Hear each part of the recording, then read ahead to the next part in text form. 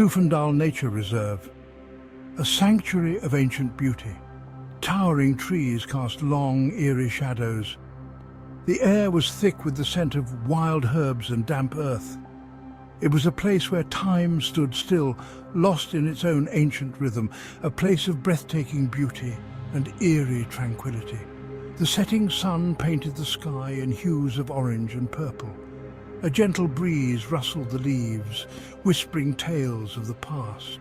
The reserve held secrets hidden within its heart. Stories whispered through the ages, stories of laughter and love, and stories of darkness and despair.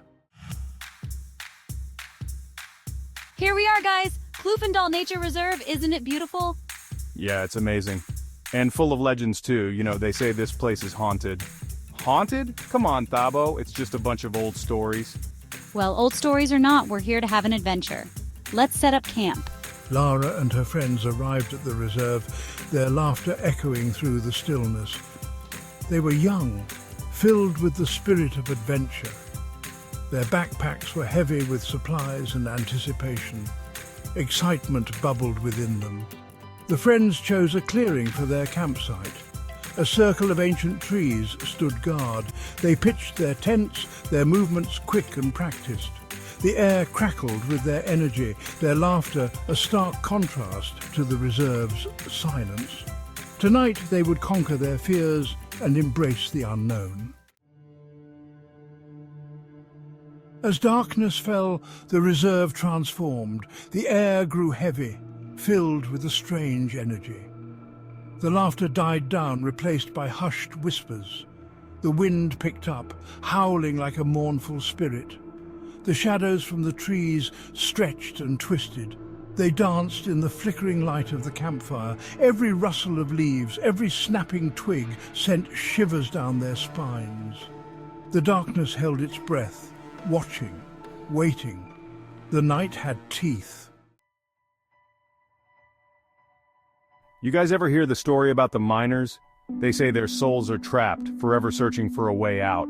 Around the crackling fire, stories were shared, local legends passed down through generations, tales of the supernatural.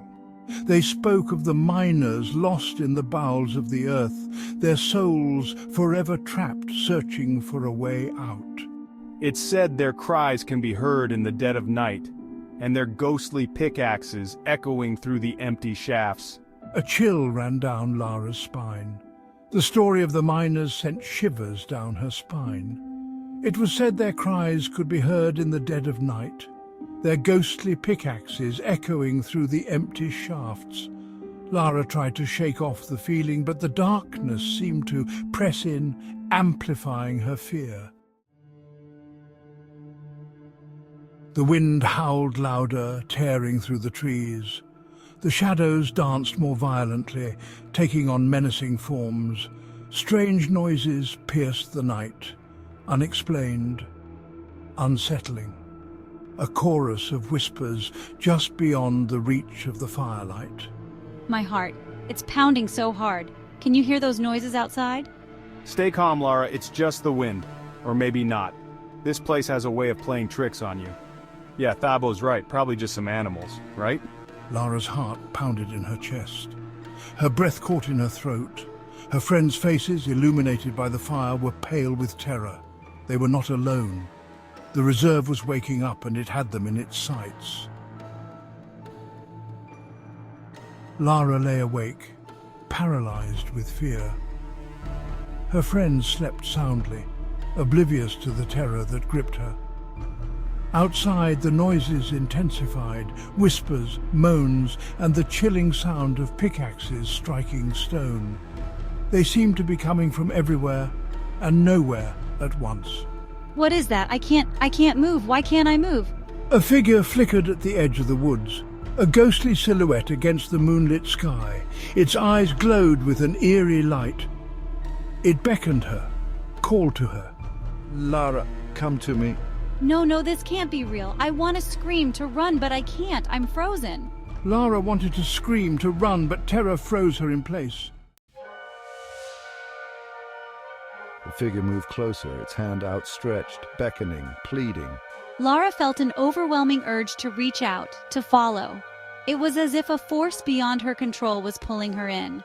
The ghostly pickaxe struck again, echoing her racing heartbeat. She stumbled out of the tent, drawn to the figure like a moth to a flame.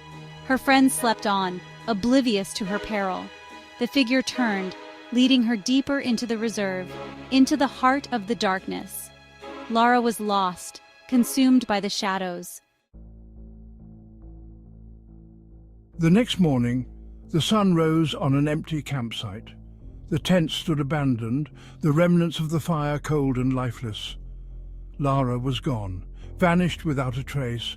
Only the echoes of her fear remained. The disappearance of Lara sent shockwaves through the small town. Search parties scoured the reserve, but their efforts proved futile.